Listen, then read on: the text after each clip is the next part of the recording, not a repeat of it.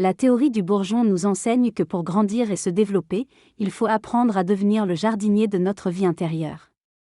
Il s'agit d'une métaphore pour illustrer qu'en étant trop entêté et en s'accrochant à une seule voie, on peut passer à côté des opportunités et des chemins alternatifs qui s'offrent à nous. En se focalisant sur nos objectifs avec obstination, on risque de se priver des cadeaux et des joies que la vie a à nous offrir.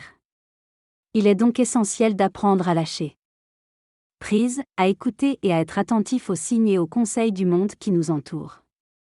Cette approche nous permet de retrouver la fluidité et la vitalité de la vie, en embrassant les différentes possibilités qui se présentent à nous.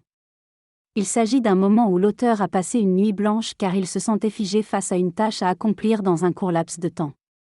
Décidant de faire une pause, il a écouté de la musique et s'est laissé aller à la diversion. Cela lui a permis de retrouver l'inspiration et la clarté nécessaires pour accomplir sa tâche.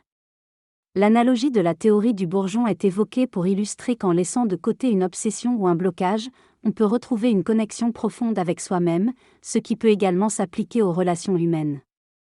En racontant l'histoire d'un thérapeute qui redonne espoir à une personne âgée isolée, l'importance de la compassion et de la disponibilité pour les autres est soulignée. Erickson fait le tour de la maison d'une femme et remarque une bouture de violettes d'Afrique, révélant sa passion pour les plantes. Il crée un lien avec elle et lui recommande de faire des boutures pour aider les autres. En suivant ses conseils, la femme renoue avec la vie sociale et retrouve le bonheur. Erickson souligne l'importance d'écouter la vie et de la célébrer, plutôt que de se perdre dans des principes abstraits. Il partage cette leçon précieuse dans son livre La théorie du bourgeon, invitant chacun à retrouver la joie de vivre.